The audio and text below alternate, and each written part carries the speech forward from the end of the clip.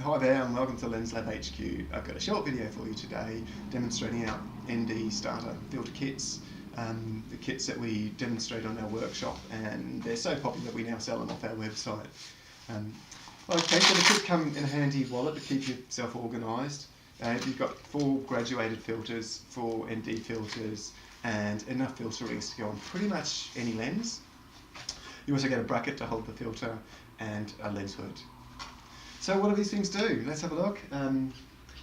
The filters come in at ND2, 4, 8 and 16. Now the numbers represent the amount of light that's allowed to pass through. An ND2 will let half the available light pass through, an ND4 will let a quarter of the light through, an 8 will let an eighth of the light through, and so on. It roughly equates to about a stop each. Now what they demonstrate is how if you restrict the amount of light coming into the camera, you're going to need to open the shutter for a longer period of time.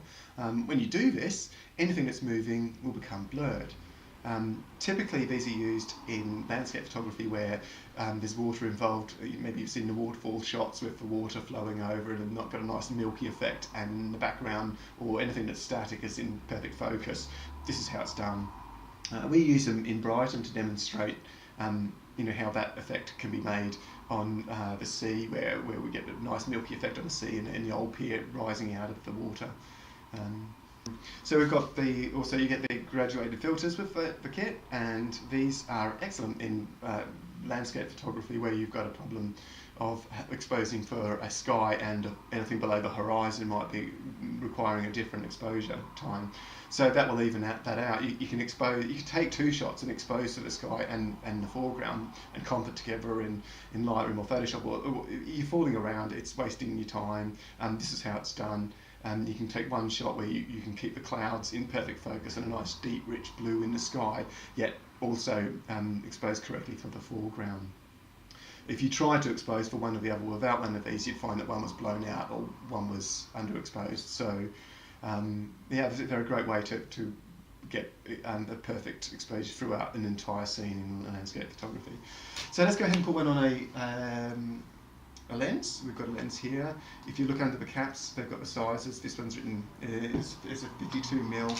The sizes are written on the filter rings. That says 52mm, and that should fit on there just nicely. Don't need to force it. And then you can go ahead and get your bracket, and it makes a nice little noise as you just slide it over the top there and clicks into place. And then you can go ahead and stack up your filters. Now a really good thing about these is if it's the middle of the day and you want a 15-second exposure, you're going to need to stop a lot of light coming through. So you can stack them up. You can fit up to 3 filters on the end there, and you can then pop your hood on top there. That'll go on like that.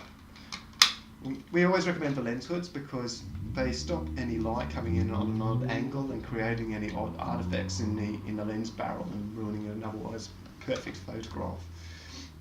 So that's our starter filter kit. We think they're excellent when you're starting your photography journey because it gives you a good feel for what your settings might be in any given scene before you even get near your meter. Great value, nice little present for someone, a present for myself actually, that's if you're me. They're great fun to use. I hope we get to demonstrate them on a workshop to you in person one time. That's all we've got for you today. I hope you've enjoyed the video. Thanks for watching.